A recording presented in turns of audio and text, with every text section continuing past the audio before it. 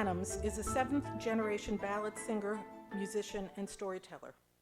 Her family descended from the Scottish and English settlers who arrived in western North Carolina and have been living in Madison County since 1698. Got the date right. Sheila began singing as a child, learning songs from relatives including Dellie Chandler Norton, her great aunt, Dillard Chandler, and the Wallen family. Folklorists and ethnomusicologists have been studying the unaccompanied or a cappella ballad singing tradition in her family since 1915.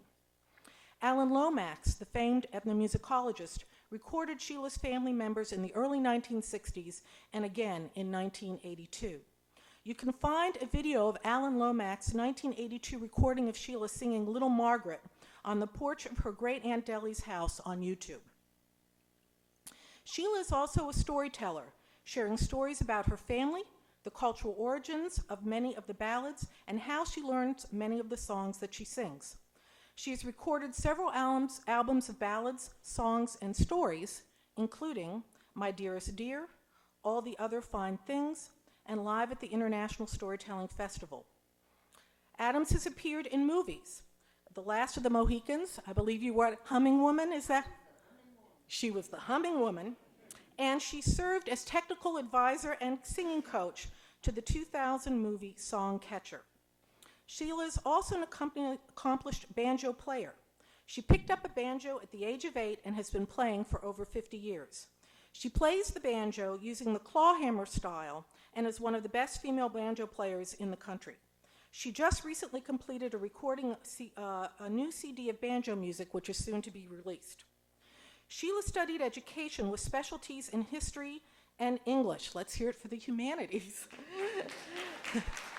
She is the author of 2 books of historical fiction, Come Go Home With Me, a collection of stories published by the University of North Carolina Press, and a 1997 winner of the North Carolina Historical Society's Award for Historical Fiction, and My Old True Love, a novel published by Algonquin Books. Some of her books will be available for sale along with CDs after the concert. More recently, she was asked to write the introduction to the 2012 reprint of Cecil Sharp's 2-volume work, English Folk Songs from Southern Appalachians. Sharp was the scholar who spent 4 summers beginning in 1915 with Sheila's great-grandparents and grandparents, collecting the ballads that are the musical tradition of her family. Most recently, Sheila Kay Adams was one of 9 individuals to receive the 2013 National Endowment of the Arts National Heritage Fellowship. These fellowships recognize achievement, artistic excellence, and contributions to our nation's traditional arts heritage. To quote from their website, the mission of the National Heritage Award is to honor and preserve our nation's diverse cultural heritage. Sheila Kay Adams is a living repository of cultural knowledge about the musical heritage of her family and the traditions of Western North Carolina. It is truly a privilege and honor to welcome her to Montgomery College tonight. Sheila Kay.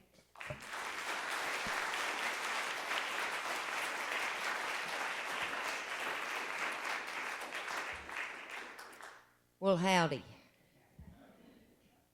You'll never know that I was in a single English class if you listen to my accent. But I did go to college, even if it was Mars Hill College down in Madison County, North Carolina, which I grew up in the western part of North Carolina in the mountains in a little place called Sodom.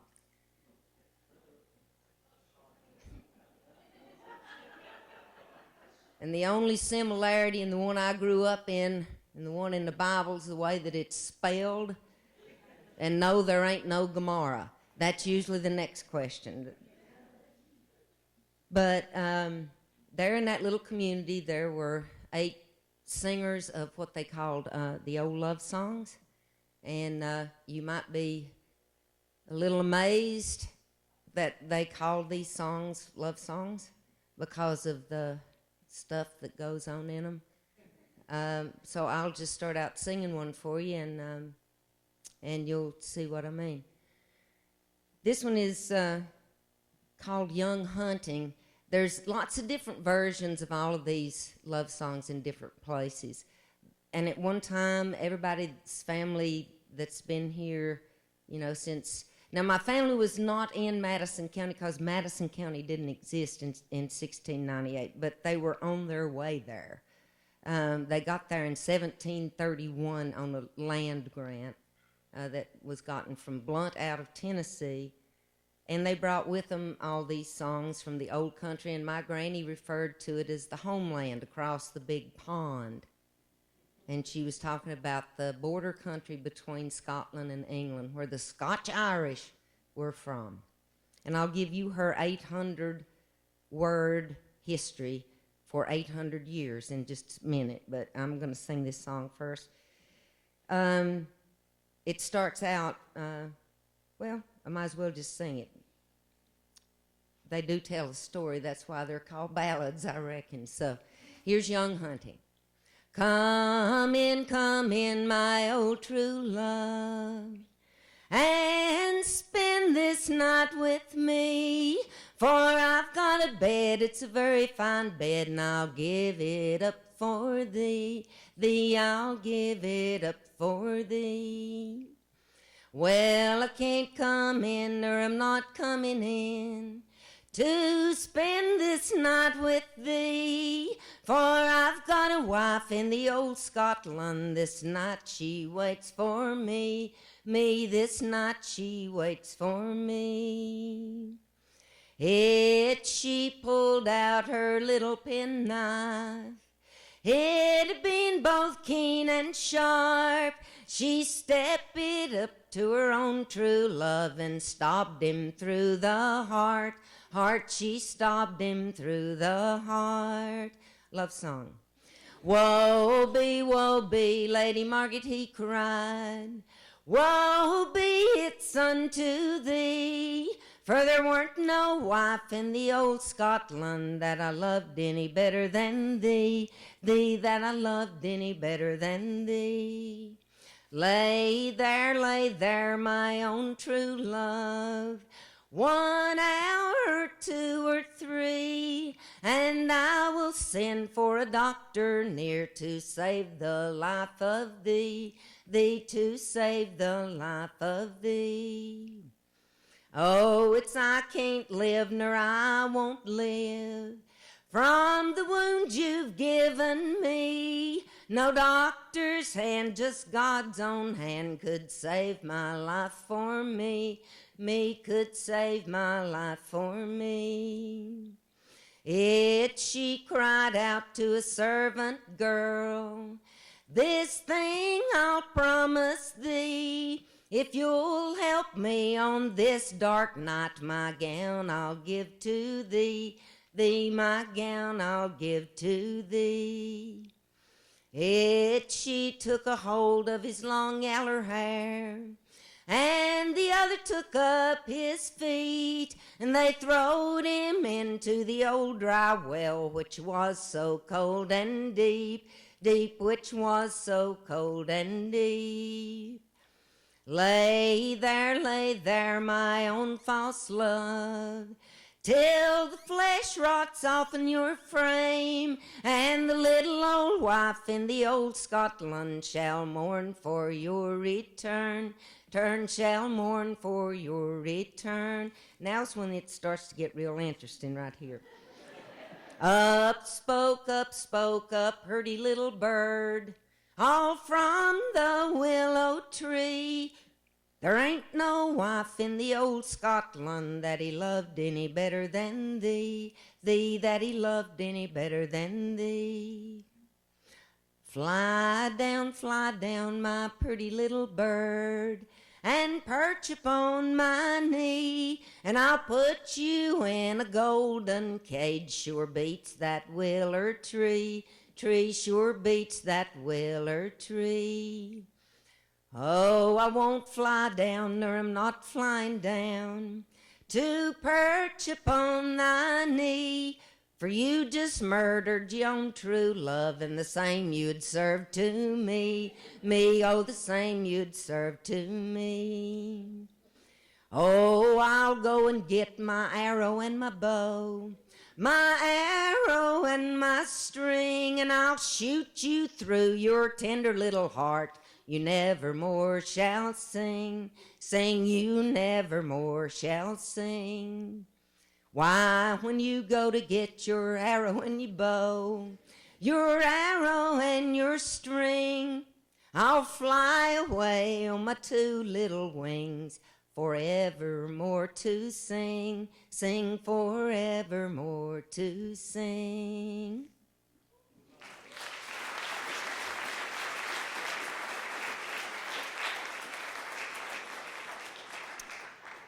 So that was a love song.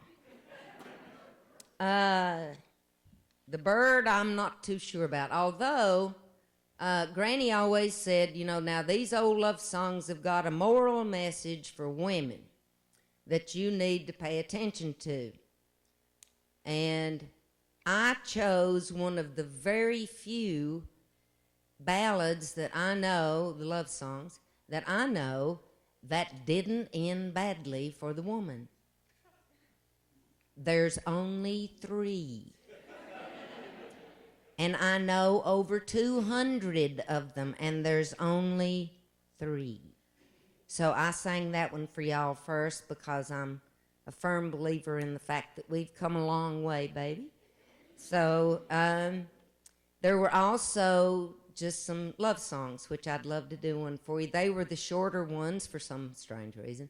They were the shorter ones, but they had a lot of feeling behind them, and they used their voice a lot like an instrument because they were all done a cappella ballads. I learned the meaning of a cappella, that word, when I was in Dr. Harley Jolly's history class. I was a junior, second semester, or else first semester senior in college. And Dr. Jolly was a great history teacher, and he got up in front of the class, very demonstrative, you know, he'd wave his arms around. As a matter of fact, one day, we were studying the Civil War, and he came in with a cane and beat the chair sitting at the front, the empty chair, to flinders, just beat it all to pieces there in front of the room. We thought, well, he's finally lost what few marbles he had left, you know, because he did stuff like that all the time. But he did keep us entertained and going to class. So he said, and that's what happened on the floor of the Senate when the congressman from South Carolina attacked the senator from Massachusetts, I think is how that goes. If you've got any history scholars in here, it's probably the other way around, so don't tell anybody. But that's one of the few facts that I will share with you tonight, that there is somebody that will tell you whether that is right or wrong. The rest of it, I could lie like a fool through my teeth, and you would not know the difference, because there's nobody left to tell you.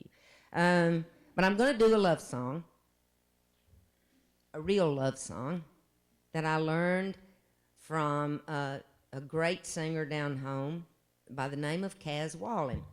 Kaz Wallen was about 4'11" tall, and he would walk out on stage, and you would see all the sound people back there cranking the volume up on this, because here this little fella's kind of, you know, ooching across the stage to get over there to the microphone, which he had to tilt his head back to get any volume into the microphone.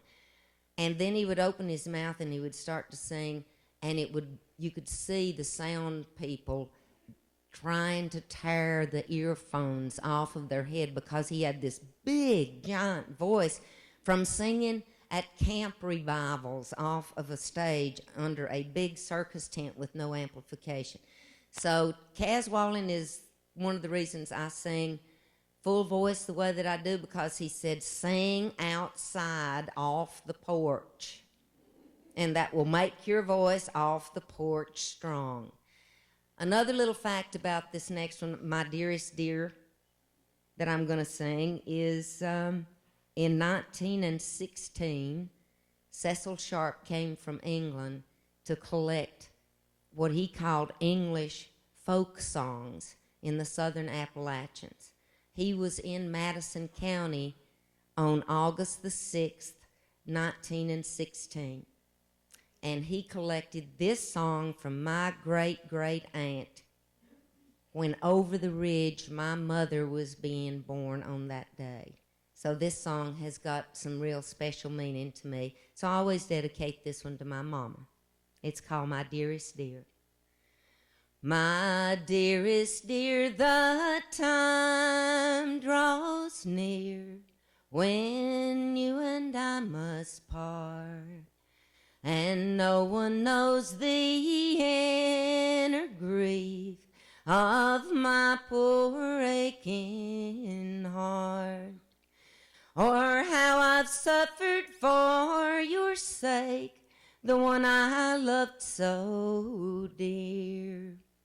I wish that I could go with you, or you might tarry here. I wished your breast was made of glass, and in it I'd behold my name in secret I would write in letters of bright gold. My name in secret I would write, believe me when I say, you are the man that I love best unto my dying day. And when you're on some distant shore, think on your absent friend. And when the wind blows high and clear, a line to me pray send. And when the wind blows high and clear, pray send it love to me, so I might know by your handwrite how times has gone with thee.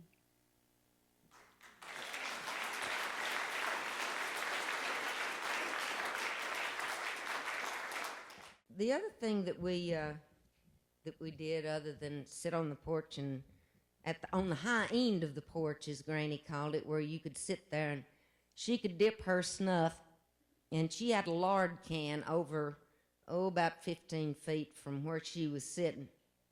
And she could purse her lips up and never splatter a drop of snuff spit on either side of that lard can, 15 feet away.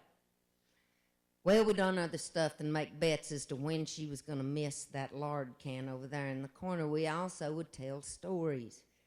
Now, lots of times when you talk about telling stories, folks think, well, you're fixing to tell like a Jack tale, or you're going to tell a grandfather tale, maybe something that Richard Chase collected way back in his day when he was going through that part of western North Carolina around Banner Elk. No, they told stories on each other. They told family stories. So I'm going to share a story with you that I was actually a part of. Lots of them I tell because my daddy was hands down the best storyteller that I've ever in my entire life heard. He was the best. It took him 14 years to finish a story. He was that good of a storyteller. He kept me enthralled for 14 years with this story that eventually became a book that I wrote called My Old True Love. But this story, we're getting close to Easter, and I was reminded of this story as we were coming along on the way over here. I thought, well, it ain't Christmas, but it sure has been cold down in western North Carolina. It snowed 5 inches a week ago Tuesday down in in between Mars Hill and Marshall, where I live. And is spring never going to come? Well, I don't know if it is or not, and I don't care, because this is a Christmas story that I'm going to tell you about the angel shot from Corkscrew. In the little county seat of Marshall, which nobody in here has probably heard of, they decided, the merchants in Marshall. Now, this was back when everybody went to Marshall on a Saturday. Now, some of you folks out there have the same color underneath all the color that I put on my hair. You have the same color that I have. So you will remember when folks went to town on a Saturday and everybody walked up and down the street and they done their grocery shopping and the men got their hair cut and the women would go to the beauty salon and get it shaped exactly like a football helmet and spray it down with lacquer like what you put on a motorcycle helmet so that it would hold that shape till they went back down there the next Saturday and got their hair redone in the same. I'm seeing some heads bobbing up and down, so y'all know. Well, I don't know about around where you come along in this part of the world or where you grew up, but down in Marshall, Penland's Beauty Salon was the only game in town.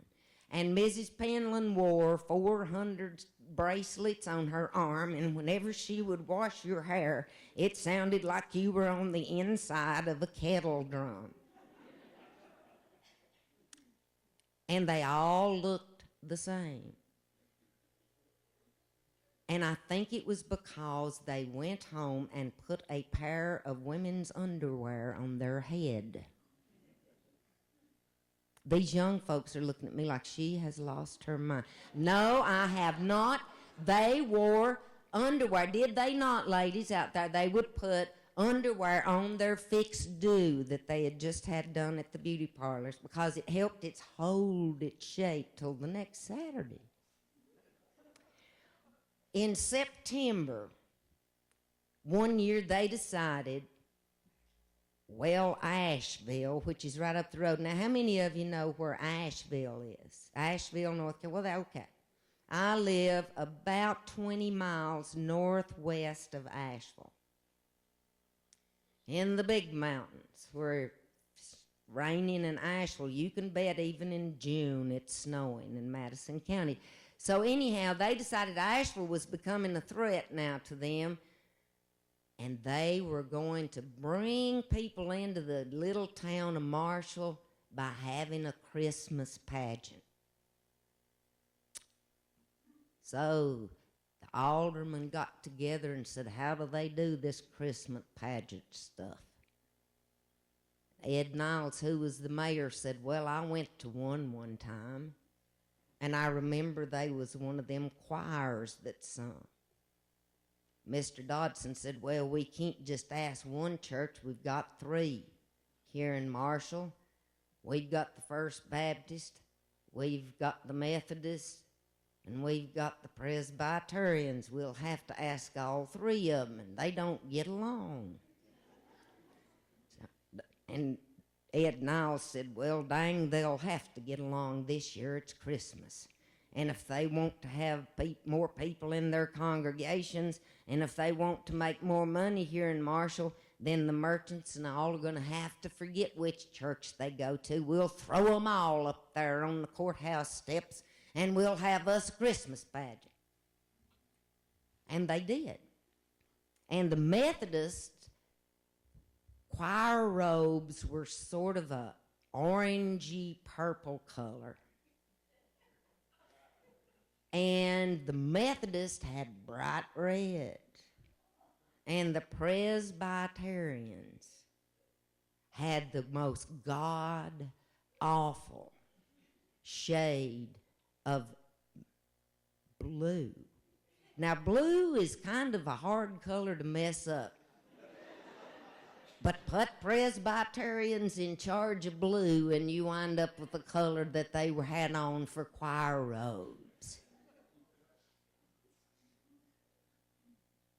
Caswallen said, well, that goes to show you how important the choir is amongst the Presbyterians and the Methodists, because all I knew were Baptists. We had every flavor of Baptist over in Sodom that you could shake a stick at. We had Free Will Baptist, Missionary Baptist, Southern Baptist, plain old Baptist. We had Primitive Baptist, Progressive Primitive Baptist, Foot Washing Baptist, And we had Buzzard Baptist. Buzzard Baptists, for those of you that don't know, are Baptists that only go to church when there's a funeral, so we call them Buzzard Baptists. We had a lot of Buzzard Baptists over there in Sodom. But anyhow, it was a bit of a success when they got up and they sung all the lovely Christmas carols there, you know. Everybody turned out. They had a big crowd that came, and they hung around down there till pretty late. It must have been 8:15 or so before they started to leave and go home. So they called that a success beyond all imagination. Well, they done that for 3 years in a row. Now, we're easy to get along with and easily entertained down in Madison County because there wasn't much that went on. But even after a while, you know, somebody that's easily entertained gets sort of bored, so their numbers started to fall off a little bit. They had another meeting of the town aldermen. They said, Lord, have mercy, they quit coming. We're going to have to figure this out. Now, has anybody got any ideas? Well, by this time, the old man Dodson had retired, and his son Johnny was on there, and he said, I've been to a Christmas pageant, and they have a Mary and a Joseph and a baby Jesus and a slapped-together little manger scene, and then the choir comes out, all of them with the same colored robes on, and sings. And that's what happened that year. And it was amazing. Even if it was just a slapped-together little manger scene, it sure did look like a manger scene. And that baby doll laying there from Penland's department store with its diaper on, why, if you'd sort of looked off to the side at it, why, it would have looked just like a real baby laying there in that manger. Well, now, as time went on, TV began to invade every household there in Madison County, and we became just a tad harder to entertain. So one year they decided to go full out. And in Madison County, we had a card-carrying, certified rocket scientist.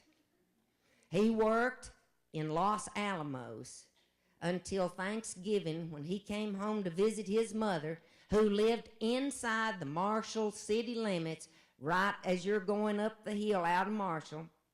Leo White would come home. Everybody would say, the rocket scientist is home. I saw him glowing down the sidewalk.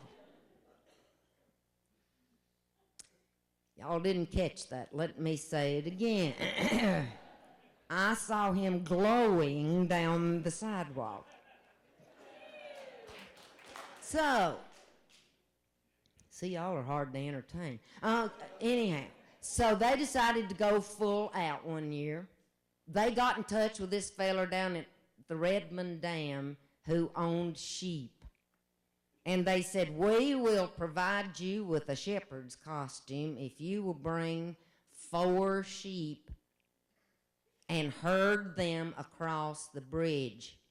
Leo White has a plan. Now, Leo White was the only rocket scientist, because the people that designed the town of Marshall designed it 1.5 blocks from the French Broad River. Behind it was a granite rock cliff that went straight up about 1,500 feet. And there was a road that they carved out in that granite slab, and it was called Corkscrew, because it just went like this. So Leo White had a plan, which involved all 1.5 blocks of Marshall and both red lights, and all the way across the bridge on the other side of the French Broad, where another non-rocket scientist had built a public school on an island in the middle of the French Broad River. So you're getting an idea here of okay. So Leo White said, on Small Hill, which was a small hill across the river there. We were not very inventive with naming things. I mean, it was a small hill. So on Small Hill, we are going to put up a spotlight that will shine down on the bridge right there at the shoe factory, and where it comes across the river, that's where Joseph and Mary are going to start across the bridge with Mary riding a donkey. They couldn't find a donkey, so they had to make do with a small mule. A mule is smarter than more people that I know. And it was upset having to carry Dot Shoup's daughter, who was very pregnant, across the river on that bridge. And when he went to help her off of that mule, it remembered that it was angry, and it whipped around and bit him on the left buttock and locked down. And everybody in here probably knows that a mule, once it bites you, will not let go till it thunders. That was in December. He looked very strange dragging a mule around attached to his hind end all over Marshall until April, when it finally come a thunderstorm in Madison County. He said, Leo White did, then we're going to have a shepherd who has sheep, and a crook, and dressed up like a shepherd, who all wear dish towels on their head, as we know, because that's what we saw in the little Bible books. So they dressed him up. He came across, and about the time the sheep, because I tell you what, all of Madison County had turned out. They had come from Buncombe County, Henderson County, way off over on Spring Creek and Spillcorn, Shelton, Laurel. I mean, they'd come from Irwin and Greenville, Tennessee, because they had heard there was going to be a flying angel. Leo White's plan. But first, they did manage to get the mule unattached from Joseph, who said some pretty strong language that I'm sure the original Joseph didn't probably know. But he was standing behind Mary. He couldn't sit down. And across the bridge then, the light hits the shepherd, who is, guiding the sheep along. And everybody in Marshall that's standing there go, it's fantastic. It looks so real. Well, the sheep were alive, and they were trotting right across the bridge. And about the time they got right there ready to go across onto Short Street, I told you we were not very imaginative. It was a short street that headed straight into the courthouse there.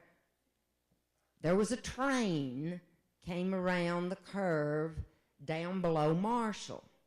And there was this big light bearing down on 5 of the most frightened sheep I have ever witnessed in my entire life, blowing his horn. And of course, the sheep did what sheep always do.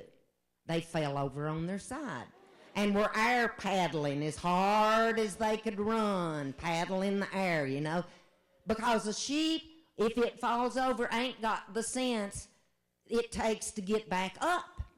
And so there were these sheep stretched out across the railroad track with a train coming. And the Presbyterians who were there with their choir jumped on the train track, saved the sheep, and saved the day. It would have been an awful thing for those little children to have seen all those non-air paddling sheep laying down there. So then it came time for the 3 wise men, and they were dressed up. I mean, they had more sequins sewed on to their outfits than any country and western singer I've ever seen. They came across that bridge. I mean, they looked like 3 glittering wise men, and they were. And they went up and presented their gifts. Of course, everybody was getting a little nervous by then. We were watching the side of the courthouse where that angel was supposed to fly around the side of the courthouse. Leo White was sitting up on the porch. We did not know he had devised a plan in case something went awry, because the plan was for that angel, who is dressed up in a flowing angel robe and with a harness underneath it, attached to a pulley on a metal cable, hooked to a post on the 3rd curve above the courthouse on Corkscrew Road. And he was going to shoot down that steel cable, come around in front of the courthouse, flutter to a stop in front of the really absolute, authentic-looking manger scene now. Because we had sheep and cows and donkeys and mules and chickens. I mean, they had it all dolled up just like the real deal. And they said that during practice, things went perfect. Sheila Ramsey from Sheila's Fashions did, but Sheila had come into the Marshall by that time and was giving Miss Penland a run for her money with the hairdo thing. And she donated a blonde wig for Half Track, who was the angel, to wear, so that he would look more like an angel with this long, beautiful blonde hair and his long blue evening dress on that they'd found somewhere. And he was strapped into this harness, and he had his makeup on, and he was going to come around the side of the courthouse and flutter to a stop and say, "Behold, I bring you good tidings of great joy." And then the choirs were going, who all had white choir robes now. We'd come into about, this would have been 1960-something, so we had probably entered 1905 by that point, so they all had on white choir robes. And the choir was going to strike up singing, "Hark the herald angels sing." Thank you. But that ain't what happened. Now, they had built tiers up behind the manger scene that the choir was going to stand on. And it did look very, very realistic. I'm telling you the truth. They had the choir up there in their white robes. They were singing Silent Night. It was getting time for the angel. Everybody was waiting. The wise men had brought their gifts, settled in there. Everybody was waiting. Well, we heard him coming. It sounded something like this. And got faster and faster and faster and faster. Now, unbeknownst to Half Track, who was playing the angel, and Leo White, who was sitting on the courthouse porch in the shadows, it had rained just enough to wet that steel cable down good. And then, as is usually happens in the mountains, the temperature dropped from 52 degrees to about 23 degrees in about 15 minutes. On that cable had frozen a little thin skiff of ice. The way the angel was supposed to slow himself down being shot from that curve up there on Corkscrew was with a handbrake. When he came around the side of the courthouse, he was a sight to behold, because that gown that he had on was plastered up against him, and had fallen off one shoulder, and you could see where he had his Winston cigarettes rolled up in his white T-shirt sleeve. And that wig was sitting kind of half over one eye. And they had made a rack of wings from white goose feathers that were amazing. They put them on display down at the courthouse in the lobby for 3 weeks before the pageant because they looked so real. When that angel came around the side of the courthouse, his skin and everything about him was plastered against his form, and he shot down Short Street because what we thought was going to happen was that he was going to come around the courthouse, in front of the courthouse, and smack into that big tier of singers that was up behind the manger scene. But remember, Leo White was a rocket scientist.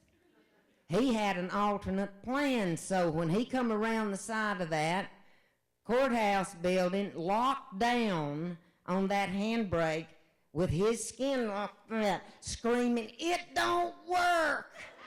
Leo pushed a lever and he shot across the heads of all the people from 1,000 miles around, and the feathers on those wings went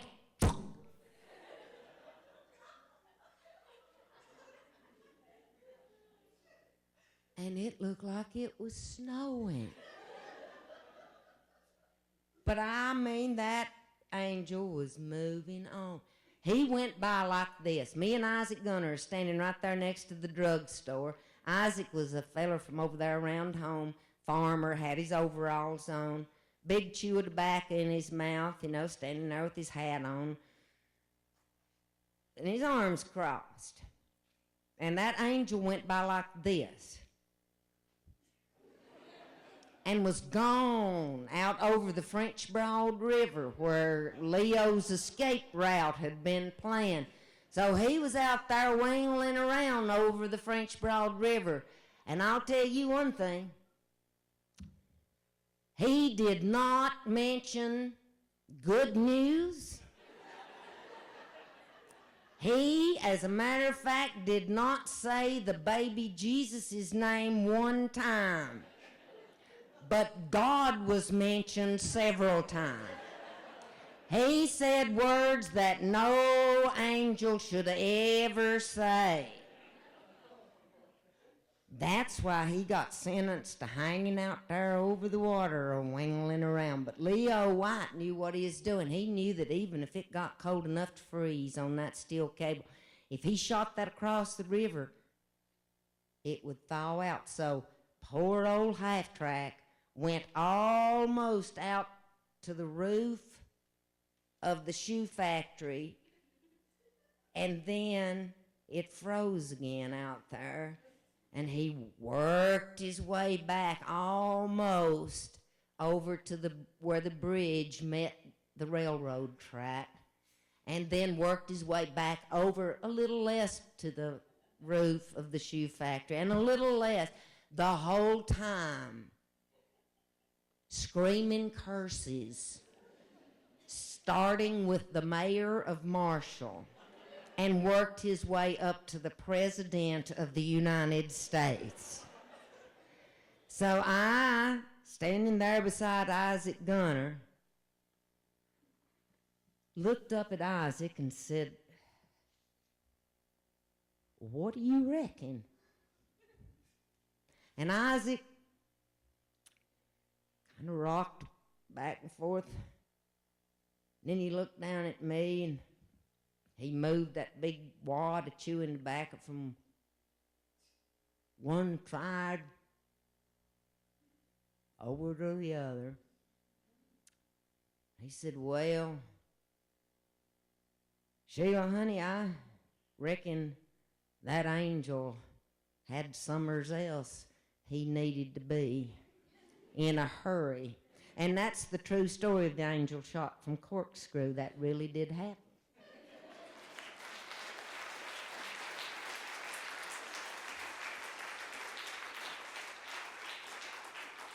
Well, they also did,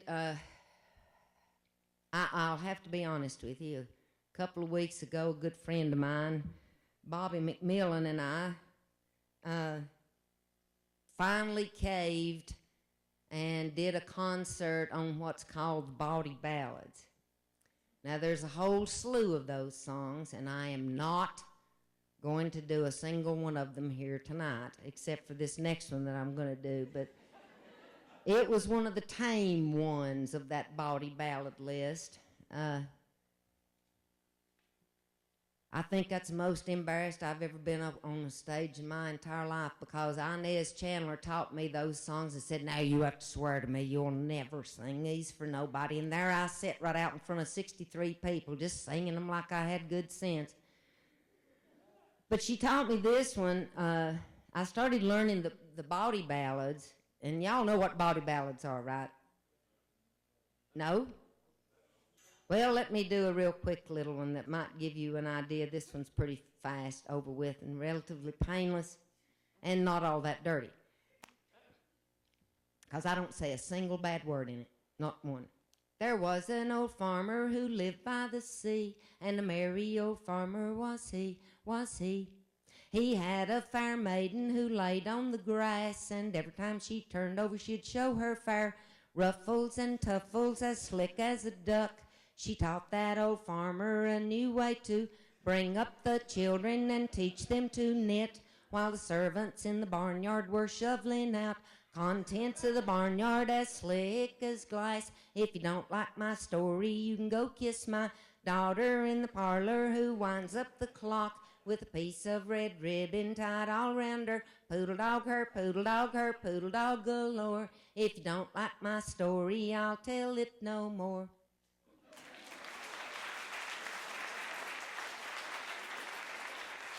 So that one's a tame one.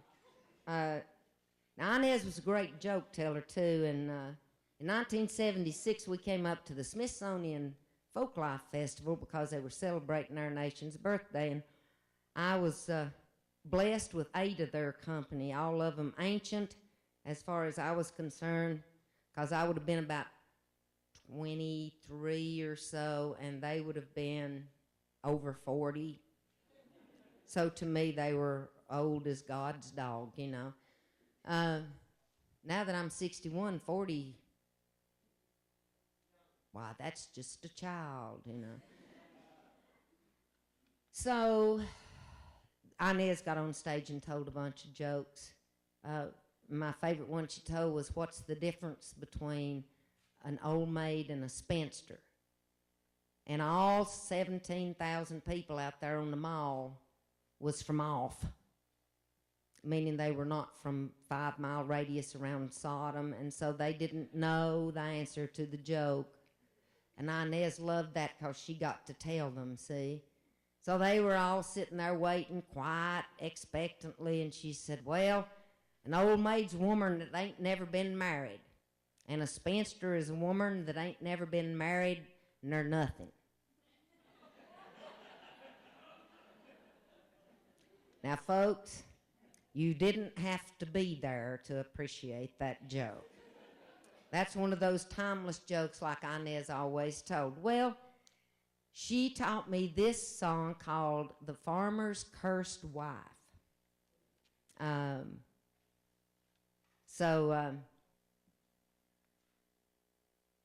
It goes like this. There was an old farmer lived over the hill. If he ain't moved away, he's living there still, singing fi, fi, diddle-I, fi, diddle-I, diddle all day. Well, the devil stepped up to the old man at plow, said, one of your family I'm a-taking right now, singing fi, fi, diddle-I, fi, diddle-I, diddle all day.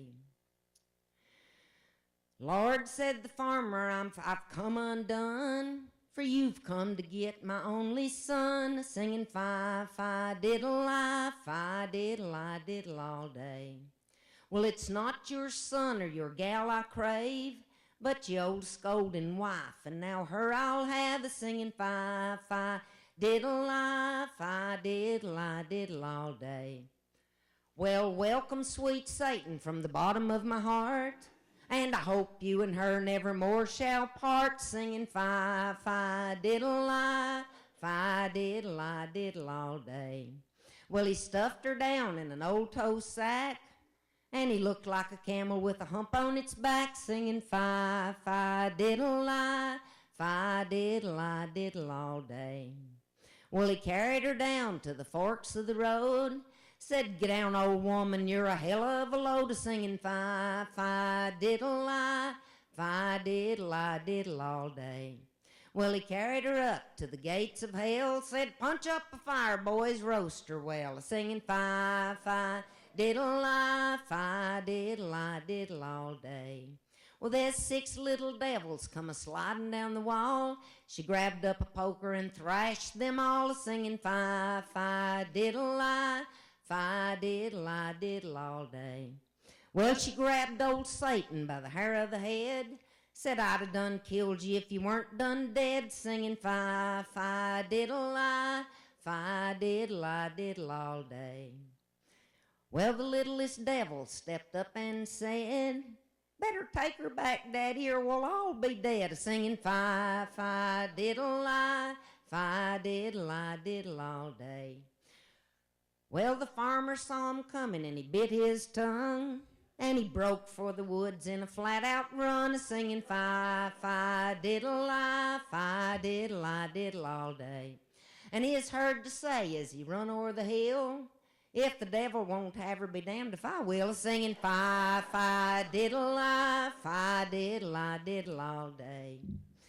Well, here's your ma'am, and she sure is well, and I'll tell you what, she's tore up hell, singing fi, diddle-I, diddle all day. And the children, they said, we surely are cursed. She went to hell and she's come back worse, singing fi, diddle-I, diddle all day. Said I've been the devil for all of my life, but I'd never been to hell till I met your wife, singing fi, diddle-I, diddle all day. Well, this proves that the women are better than the men, 'cause we can go to hell and come back again, singing fi, diddle-I, diddle all day.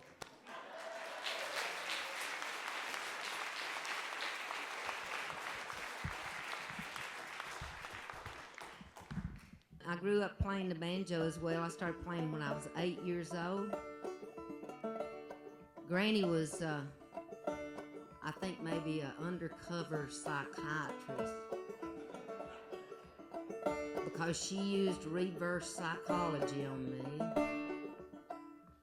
She said, after crawling around up under the bed, dragging out this old flour sack, I remember being about 4.5, 5 years old, standing underneath that pull-out metal shelf of that big Hoosier cabinet that took up best of one wall there in her kitchen, with my head just grazing the top of that shelf, opening up those doors underneath and looking in at all the flour sacks neatly washed and pressed with her iron to be brought out later and made into sack bloomers for me. She made many a pair, and I would pull my dress up and look at my bloomers and would marvel at how many of those sacks in there had the same decorations on them that my bloomers had on them. Like I said, we didn't have much entertainment over there at home, so we were easily entertained. But she got that banjo out from under the bed and laid it up on the top of the bed on one of her old crazy quilts, looked at me and said, do not touch that banjo. I'm a-going to the barn to gather eggs, and disappeared out the door. I had just turned 8 years old, and when she got back to the house, I had learned already the first part of Cripple Creek and was working on the second part. So, but I played a two-finger style back then, and the style that I play now came about when I was a teenager. I saw a banjo player from the state of West Virginia by the name of Dwight Diller playing banjo, and he played a style that I just fell in love with called claw hammer.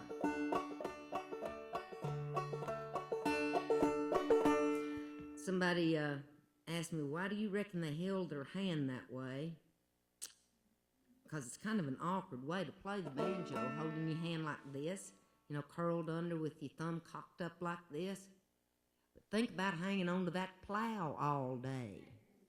How would your hands be? Just like that. So I'm sure that's where this came from, and that's just my guess. So I'm gonna do one for Barry, who mentioned it during the reception.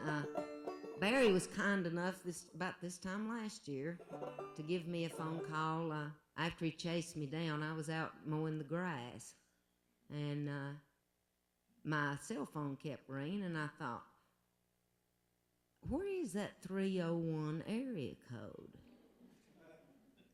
And finally answered the phone, and it was Barry, and I thought he was calling to ask me to come and MC the NEA Awards ceremony, and he said, no,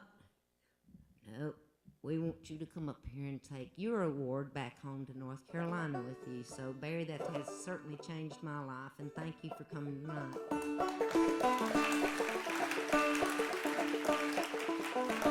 This is one that Bascom Lamar Lunsford sang a lot. It's also one that I learned from my cousin Jerry Adams, who played a two-finger style, but I'm going to do it claw hammer style.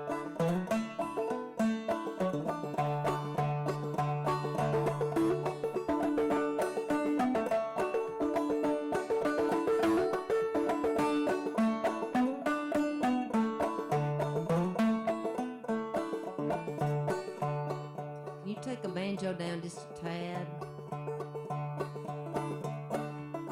Thank you. Wish it was a mole in the ground. Wish it was a mole in the ground.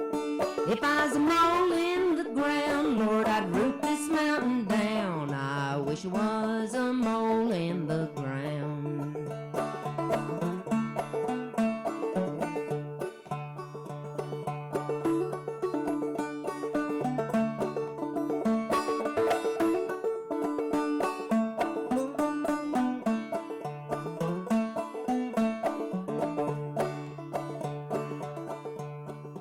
Tempy, let your hair hang down. Tempy, let your hair hang down. Let it hang on down. Let it hang on to the ground. Ah, Tempy, let your hair hang down. Wish it was a lizard in the spring. Wish it was a lizard in the spring. If I was a lizard in the spring, Lord, I could hear old Tempy sing. Now I wish it was a lizard in the spring.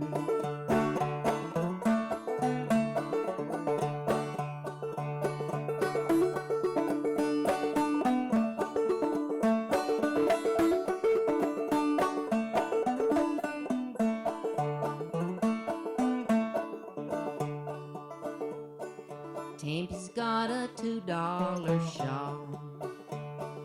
Tempy's got a $2 shawl. Got a $2 shawl. Lord, don't that just beat it all now? Tempy's got a $2 shawl. Tempy, where'd you stay last night? Tempy, where'd you stay last night? Well, I was down in the den with some rough and rowdy men. Now that's where I stayed last night.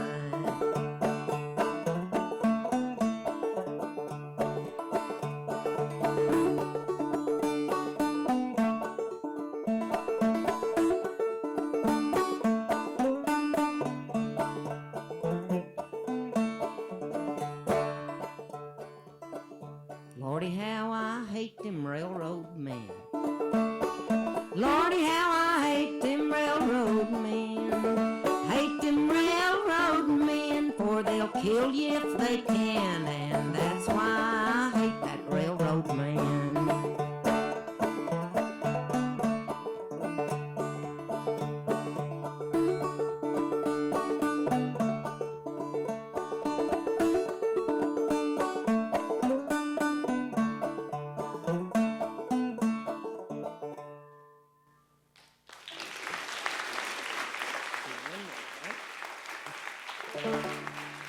I'm going to close out with this next one, and I would like for y'all to help me sing it. It's called Fly Around My Pretty Little Miss. There's a couple of verses from Inez in there, but I learned different. You see, a lot of these songs, they called them hoedown songs because they were dance songs. You know, they played them at square dances, and Granny said when she was a girl, big old girl, which meant about 12 or 14 years old, that they would have these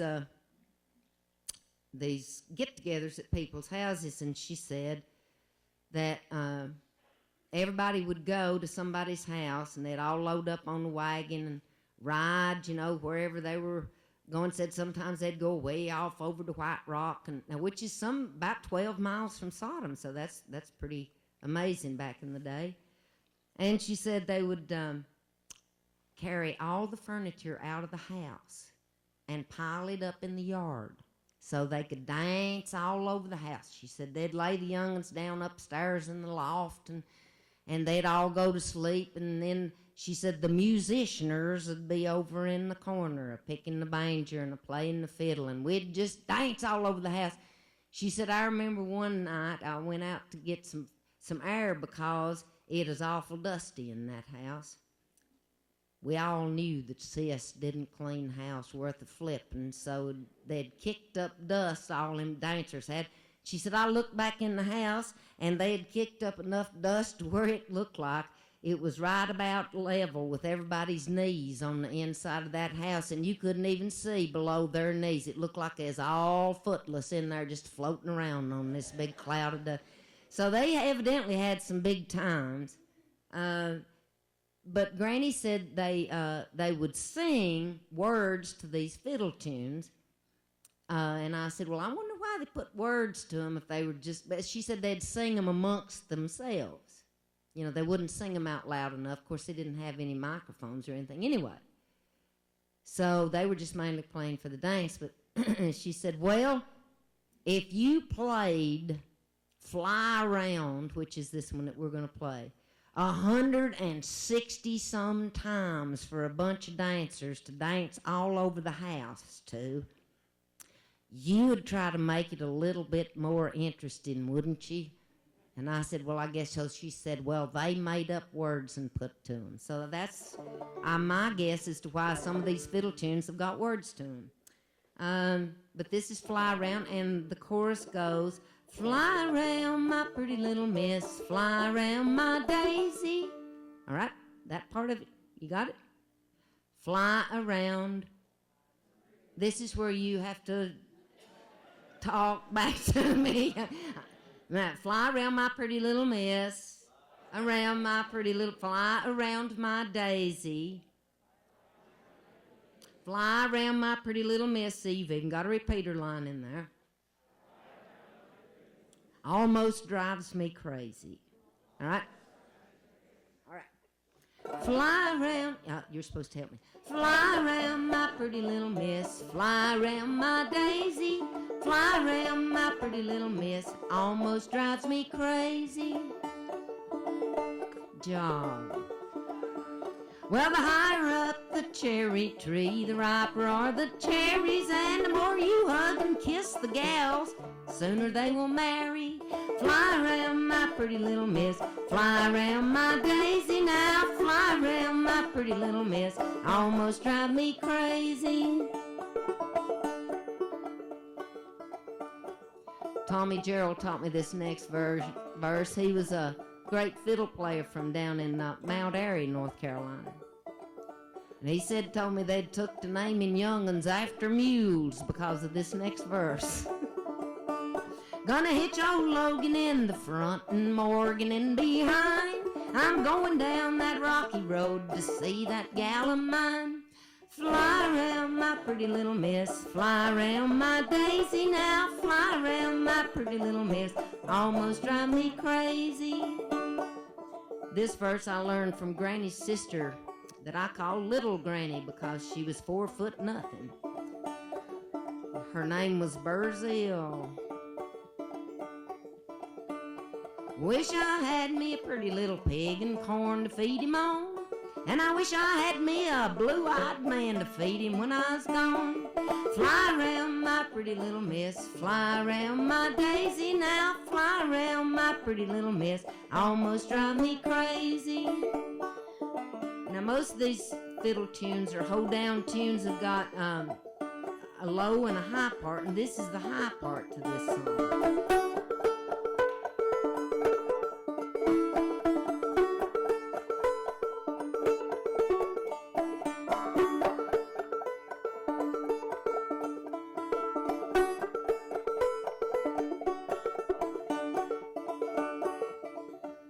Now, Kaz Wallen, I've sung one of his earlier, when I started out with Young Hunting, and he taught me this verse.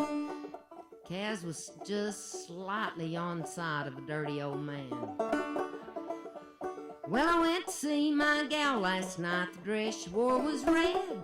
Every time I looked at her, I wish my wife was dead. Fly around my pretty little miss, fly around my daisy now, fly around my pretty little miss, almost drive me crazy. This next 2 verses I learned from my granny, and she always said, now you need to tell them nice people that comes to see you do all this foolishness that you do. They shouldn't sing that chorus after the first verse. Tell them it's after the second one, or they'll blurt it out and embarrass themselves. There'll be 2 verses, and then you can sing. When I was a little bitty boy, all I wanted was a wife. No, excuse me, let me start over, doesn't give it away. When I was a little bitty boy, all I wanted was a knife. Now that I'm a great big boy, all I want is a wife. When I was a great big boy, all I wanted was a wife. Now that I'm an old man, all I need is a knife. Fly around my pretty little miss, fly around my daisy, fly around my pretty little miss, almost drive me crazy. All right, here comes Inez's now. I'll do the high part again.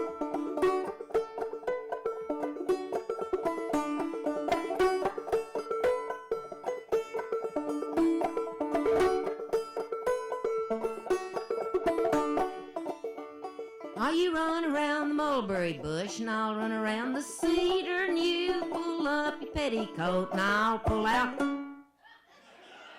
for Georgie. Fly around my pretty little miss, fly around my daisy now, fly around my pretty little miss, almost drive me crazy.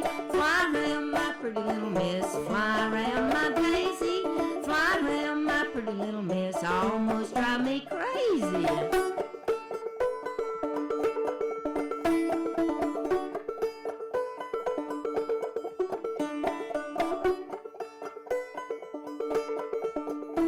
Y'all have been a great audience, and thank you very much for coming out tonight.